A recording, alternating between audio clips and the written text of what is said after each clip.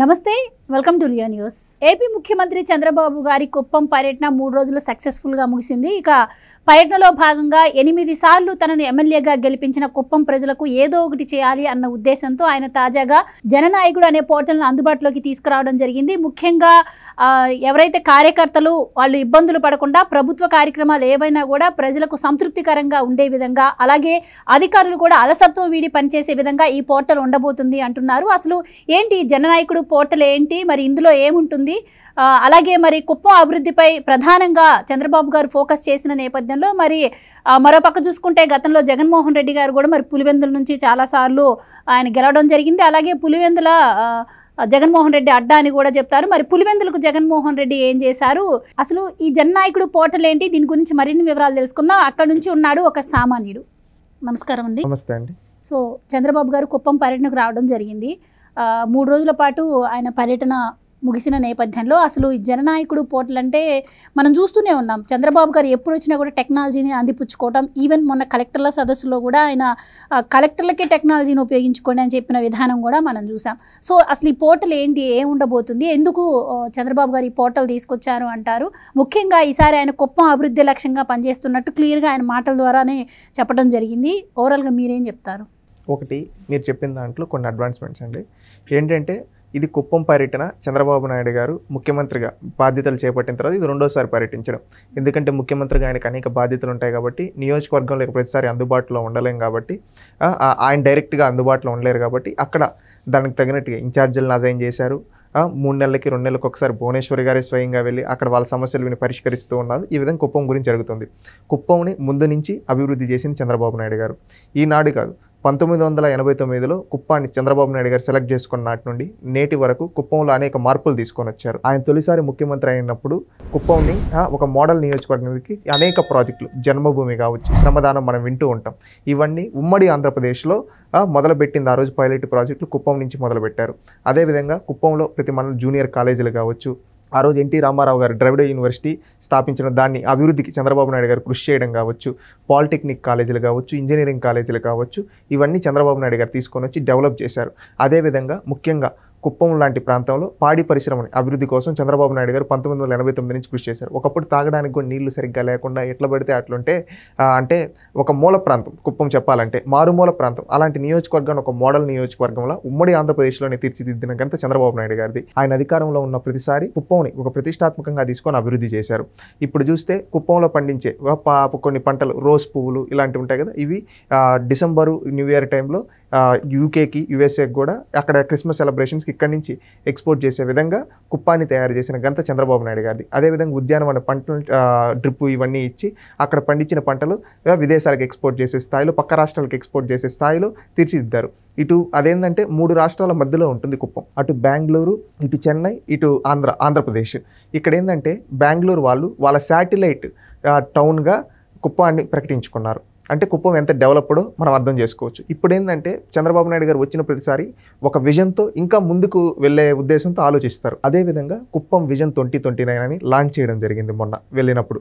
అంటే కుప్పాన్ని ఏ విధంగా ఒక మోడల్ నియోజకవర్గంగా తీర్చిద్దాం. ఆ విధంగా దాంట్లో ఏంటంటే సూర్యగారి యోజన అనే ఒక స్కీమ్, సెంట్రల్ గవర్నమెంట్ స్కీమ్ అని తీసుకొచ్చి, అదేంటంటే ప్రధానంగా మనం విద్యుత్ ఒకప్పుడు మెయిన్గా ఈ పథకం గురించి చెప్పాలంటే ఒకప్పుడు కుప్పం గురించి మాట్లాడుతూ ఇప్పుడు కుప్పం గురించి మాట్లాడారు.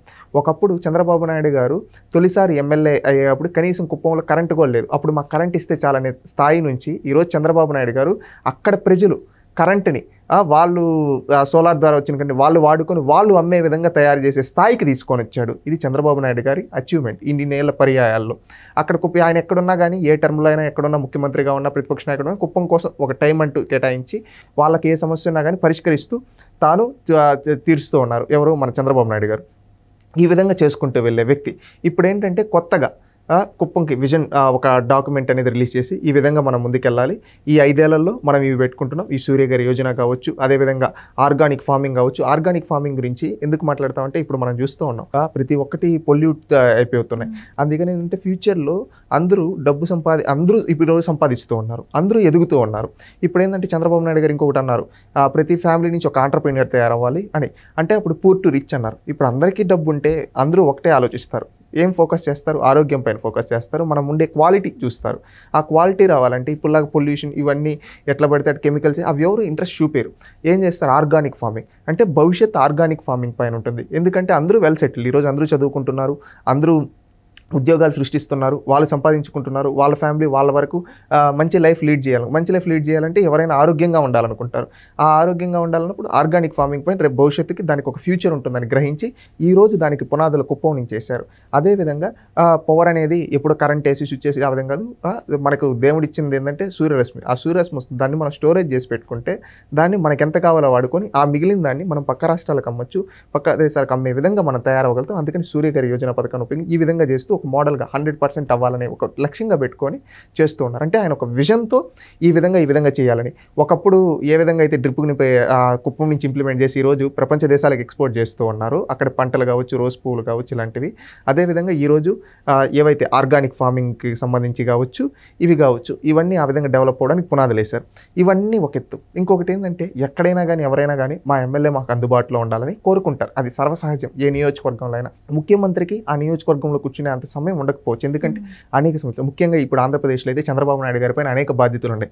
పోలవరం లాంటి ప్రాజెక్టులు కావచ్చు, అమరావతి లాంటి రాజధాని నిర్మించడం కావచ్చు, ఇంకా రాష్ట్రాన్ని జగన్మోహన్ రెడ్డి డప్పులు కుప్పలుగా చేసేశాడు, దాన్ని నుంచి బయటకు తీసుకొని రాష్ట్రాన్ని అభివృద్ధి చేయాల్సిన బాధ్యత కావచ్చు, ఇవన్నీ ఉన్నాయి.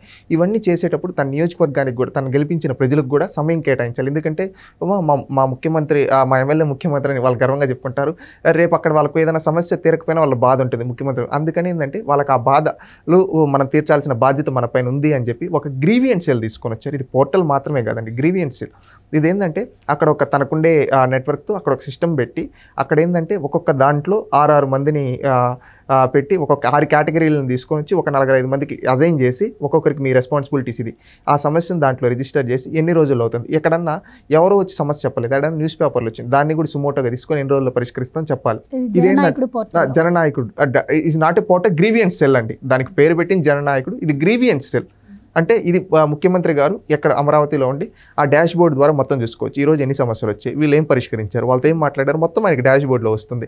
ఆ డాష్ బోర్డ్ ద్వారా ఇంత చేశారు, ఇంకా చేయకపోతే ఆయన వాళ్ళని చేసేటట్టు. ఇది ప్రోగ్రామ్ అయిన తర్వాత వాళ్ళ దగ్గర నుంచి ఫీడ్బ్యాక్ తీసుకునేదానికి ఈ విధంగా చేయడం జరిగింది. ఇది is a public grievance cell, not portal. Portal అంటే ఏంటంటే జస్ట్ ఎవరో పెడతారు, దాంట్లో తీరదా తెలియదు, ఆ తర్వాత పట్టించుకుంటారు, అలాంటిది కాదు. ఇది గ్రీవియన్స్ సెల్. ఖచ్చితంగా దీంట్లో రిజిస్టర్ చేసుకొని అది వచ్చి చెప్పేదానికి, లేదంటే ఫోన్ ద్వారా ఎవరైనా రాకపోతే ఫోన్ ద్వారా చెప్పొచ్చు. చెప్తే వాళ్ళు నోట్ చేసుకొని ఆ నోట్ చేసుకున్న తర్వాత దాన్ని రిజిస్టర్ చేసి ఆ పోర్టల్లో పెడతారు. ఆ పోర్టల్లో పెట్టిన తర్వాత ఎన్ని రోజుల్లో పరిష్కారం అవుతుంది అని చెప్పి వీళ్ళు ఇస్తారు నెంబరు. ఆ తర్వాత వీళ్ళే ఫాలో అప్ పెడతారు. ఎవరు ఆ టీమే follow up team follow up పెట్టి ఆ తర్వాత పరిష్కారం అయిన తర్వాత కూడా ఎన్ని రోజుల్లో పరిష్కారం అయింది, మీరు సంతృప్తి చెందారా, అసంతృప్తి చెందారా, ఒకవేళ అసంతృప్తి ఎందుకు 5 రోజుల్లో అవుతుంది 10 రోజులు అయినందుకు కానీ ఆ ఫీడ్బ్యాక్ కూడా తీసుకుని దాన్ని కూడా మెన్షన్ చేసుకుని దాన్ని బట్టి ఇంకా ఏ విధంగా అప్డేట్ చేయాలి, వాళ్ళ సమస్యలు ఏ విధంగా పరిష్కరించాలని లక్ష్యంతో పాటు 100% సమస్యలు పరిష్కరించేది దిశగా చేస్తున్నారు. ప్రభుత్వ కార్యాలయాల చుట్టూ తిరిగే అవసరం ఉండదు. ఎందుకంటే ఇక్కడ నుంచి డైరెక్ట్గా పోర్టల్ ద్వారా ఈ విధంగా చంద్రబాబు నాయుడు గారు డైరెక్ట్ చూస్తూ ఉంటారు. నియోజకవర్గంలో ఫాలో అప్ పెట్టుకుంటారు, తీసుకునే వాళ్ళు తీసుకుంటారు. వీళ్ళకి అందుబాటులో ఏమన్నా ఎవరు చెప్పకపోతే ఏదైనా సమస్య న్యూస్ పేపర్లో వస్తే సుమోటోగా తీసుకొని చేస్తారు. ఇది జరిగేది అక్కడ కార్యక్రమం. ఇది తనని నమ్ముకున్న ప్రజల కోసం, తనని కోట్లేసి గెలిపించిన ప్రజల కోసం చంద్రబాబు నాయుడు గారు చేస్తూ ఉన్నది. ఇప్పుడు ఆయనలో ఉన్న గొప్పతనం ఏంటంటే ఏదైనా సంక్షేమ పథకం అమలు చేసినా, ఇప్పుడు మీరు అన్నట్టు ఇలాంటి పథకాలు ఏమైనా తీసుకొచ్చినా కూడాను ఇవి ప్రజలకు అందుతున్నాయా లేదా అని ఐవీఆర్ఎస్ కాల్స్ ద్వారా కూడా తెలుసుకుంటున్నానని కూడా చెప్తున్నారు. ముఖ్యంగా నా నియోజకవర్గాన్ని నేను ఎట్లా అభివృద్ధి చేసుకున్నాను, అలాగే ఎమ్మెల్యేలు అందరూ కూడా సొంత డబ్బులు ఖర్చు పెట్టైనా సరే తన నియోజకవర్గాల అభివృద్ధికి పాటుపడాలి అని కూడా ఆయన చెప్పడం జరుగుతుంది. సో ఇది ఇంప్లిమెంట్ చేశారు కాబట్టి ఇది అన్ని నియోజకవర్గాలకు కూడా వెళ్ళే అవకాశం ఉంటుంది. చంద్రబాబు నాయుడు గారు కూడా అదే చెప్పడం జరిగింది. ఇది ఒక దాంట్లోనే కాదు, అన్ని నియోజకవర్గాల్లో ఇంప్లిమెంట్ చేస్తాం సక్సెస్ అయితే. ఎందుకంటే మన పైన ఉండే బాధ్యత ఏంటంటే మనం మంచి చేయాలి ప్రజలకి. ప్రజలు మనల్ని ఓట్లేసి గెలిపించినందుకు వాళ్ళకి మంచి చేయడం కోసం మనం టెక్నాలజీని అందిపుచ్చుకుంటూ ప్రతి ఒక్క ఎమ్మెల్యే ఈ గ్రీవియన్స్ల ద్వారా వాళ్ళ సమస్యలు పరిష్కరించినప్పుడు వాళ్ళకు ఒక భరోసా వస్తుంది. మా ముఖ్యమంత్రి, మా ఎమ్మెల్యే, మా మంత్రి ఈ సమస్యలు మాకు పరిష్కరిస్తున్నారని. అప్పుడు వాళ్ళు ఆనందంగా ఉంటారు. ఆటోమేటిక్గా వాళ్ళు మనల్ని మళ్ళీ మరొకసారి గెలిపిస్తూనే ఉంటారు. నేను ఇన్నిసార్లు గెలిచానంటే ప్రజలకు అందుబాటులో ఉండే విధానం. ఇప్పుడు టెక్నాలజీ అప్డేట్ అయింది కాబట్టి ఇలాంటి పోర్టల్స్ తీసుకొని రావచ్చు, ఇంకా అప్డేట్ చేసుకుంటూ వెళ్తూ ఉన్నాను. ఎమ్మెల్యేలు కూడా అదే విధంగా చేసుకోవాలి. ఇది మనందరిపైన బాధ్యత అని చెప్పింది. ఇక్కడ ఫ్యూచర్ సక్సెస్ అయితే ఖచ్చితంగా ఇది అన్ని నియోజకవర్గాల్లో కూడా ఇంప్లిమెంట్ చేస్తా అని చెప్పడం జరిగింది. ఇది గొప్పతనం, ఒక నాయకుడి యొక్క గొప్పతనం. ఇక్కడ నాకు ఇవి చూస్తే చంద్రబాబు నాయుడు గారిని చూస్తే ఇదే విధంగా అనేక సార్లు గెలిచిన జగన్మోహన్ రెడ్డి గారి కుటుంబం కూడా పులివెందుల్లో గెలిచారు. ఇది చూస్తే పులివెందుల ప్రజలు నిజంగా ఈరోజు సిగ్గుపడుతూ ఉన్నారు. ఎందుకంటే చంద్రబాబు నాయుడు నిజంగా గొప్ప వ్యక్తి. ఎందుకంటే ఆయన ముఖ్యమంత్రిగా ఉండేటప్పుడు తన నియోజకవర్గం కోసం విజన్ డాక్యుమెంట్లు పెడుతూ ఉన్నాడు. విజన్ అదేవిధంగా ఇంప్లిమెంటేషన్ చేశాడు. ఈరోజు అక్కడ పండించే పంటలు కావచ్చు, అక్కడ చేసే పనులు కావచ్చు, ప్రపంచానికి ఆదర్శంగా ఉండాలని చెప్తూ ఉన్నాడు. తన నియోజకవర్గంలో ఎయిర్పోర్ట్కి కూడా శాంక్షన్ చేయించారు. ఈ విధంగా ఎందుకంటే ఆ ఎయిర్పోర్ట్ ఏదో చంద్రబాబు నాయుడు తిరగడం కోసం కాదు, ప్రపంచ దేశాలకి ఇక్కడ పండించిన ఆర్గానిక్ ఫుడ్స్ కావచ్చు, అదేవిధంగా అరటి పంటలు కావచ్చు, ఇంకా చాలా ఉన్నాయి కదా, అవన్నీ ఉద్యానవన పంటలు కావచ్చు, రోజ్ పువ్వులు కావచ్చు, ఇలాంటివన్నీ ఎక్స్పోర్ట్ చేయడానికి పెట్టించాడు. అదేవిధంగా అన్ని యాక్సెస్, ఇప్పుడు రైల్ యాక్సెస్ ఉంది, రేపు ఎయిర్ యాక్సెస్ వస్తుంది, బస్ యాక్సెస్ అన్నీ ఉన్నాయి, రోడ్ అన్నీ బాగా చేశాడు చంద్రబాబు నాయుడు. అంత చేస్తూ ఉన్నాడు తన నియోజకవర్గం, తను నమ్ముకున్న నియోజకవర్గానికి. అది చంద్రబాబు నాయుడు కమిట్మెంట్. ఎక్కడున్నా కానీ ఆ ప్రజల కోసం కష్టపడుతూ ఉన్నాడు, వాళ్ళ కోసం పాటుపడుతూ ఉన్నాడు. జగన్మోహన్ రెడ్డి కుటుంబాన్ని మనం ఇన్నిసార్లు గెలిపించాం కదా, ఏ రోజన్నా మన గురించి ఆలోచించాడా? అది జగన్మోహన్ రెడ్డి గారు పులివెందుల పులి అంటారు, పులివెందుల్లో మెడికల్ కాలేజీలు కట్టించానని చెప్తారు. డైలాగులు చెప్పుకోవడం వేరండి, రియాలిటీ వేరు. ఇప్పుడు నేను ఒకటి చెప్తాను, ఒక చిన్న ఉదాహరణలు, కొన్ని ఉదాహరణలు. నేను డ్రిప్ సిస్టమ్ గురించి దీని గురించి మాట్లాడాను. చంద్రబాబు నాయుడు గారి నియోజకవర్గం ఉద్యానవన పంటలు చేసుకుంటూ ఉన్నారు. డ్రిప్ చంద్రబాబు నాయుడు గారు ఇవ్వడం జరిగింది. ఆ రోజులోని పైలట్ ప్రాజెక్ట్గా స్టార్ట్ చేయండి. ఈ రోజు అది హ్యూజ్ సక్సెస్ అయింది. అక్కడ పండించిన పంటలు ప్రపంచ దేశాలకు ఎక్స్పోర్ట్ అవుతున్నాయని మనం గర్వంగా చెప్పుకుంటున్నాం. జగన్మోహన్ రెడ్డి గారి నియోజకవర్గంలో అరటి పంటలు ఎక్కువ పండిస్తారు. తెలుగుదేశం పార్టీ అధికారంలో ఉండేటప్పుడు 2014-19 మధ్య లింగాల అనే మండలంలో అత్యధికంగా అరటి పంట పండింది. అది అత్యధికంగా ఉత్పాదక ఉన్న జిల్లాగా, మండలంగా ఆ రోజు లింగాల మండలం అనేది రికార్డు సృష్టించడం జరిగింది. చంద్రబాబు నాయుడు, జగన్మోహన్ రెడ్డి గారి హయాంలో 5 ఏళ్ళలో లేదే. అంటే జగన్మోహన్ రెడ్డి గారు ఏంటంటే వాళ్ళని ఓట్ల కోసం వాడుకుంటున్నాడు, వాళ్ళ భవిష్యత్తు కోసం ఏ రోజు చేయలేదు. కానీ చంద్రబాబు నాయుడు గారు ప్రజల కోసం, ఎల్లప్పుడూ కష్టపడే ప్రజల కోసం చేస్తున్నాడు. తనను ఓడించిన పులివెందుల్లో కూడా మంచి చేస్తూ ఉన్నాడు. మీరు చూస్తే రీసెంట్గా పులివెందుల్లో కూడా అక్కడ ఎమ్మెల్సీ భూమిరెడ్డి రామ్గోపాల్ రెడ్డి గారు ఒక జాబ్ మేళా పెట్టి 2000 ఉద్యోగాలు ఇప్పించారు పులివెందు ప్రజలకి. అది తెలుగుదేశం పార్టీ అక్కడ గెలవకపోయినా కానీ అక్కడ ప్రజలకి సేవ చేస్తూ ఉంది. అక్కడ డ్రిప్ పైన సబ్సిడీ ఇచ్చింది. మనం చూస్తే జగన్మోహన్ రెడ్డి 5 ఏళ్లలో తన నియోజకవర్గంలో రోడ్లు కూడా సరిగ్గా వేసుకోకపోతే మొన్న రోడ్డు మరమ్మటు pothole free roads in AP అని ఒక క్యాంపెయిన్ చేస్తే అక్కడ పులివెందుల్లో కూడా గుంతల రోడ్లు పూడ్చడం జరిగింది తెలుగుదేశం పార్టీ. అంటే ప్రత్యర్థి నియోజకవర్గాల్లో కూడా తమను ఇంతవరకు గెలిపిన నియోజకవర్గాలకు కూడా ప్రజలకు సేవ చేస్తూ ఉన్నాడు చంద్రబాబు నాయుడు గారు. ఇది ఎంతో గొప్పతనం. తన నియోజకవర్గాన్నే కాదు, రాష్ట్రంలో ఉండే తన పార్టీని ఇంతవరకు గెలిపిన నియోజకవర్గాల్లో కూడా అభివృద్ధి చేసుకుంటూ చంద్రబాబు నాయుడు గారు ముందుకెళ్తూ ఉన్నారు. ఇది అభినందించదగ్గ విషయం. Thank you so much. Please subscribe to Leo news for more videos.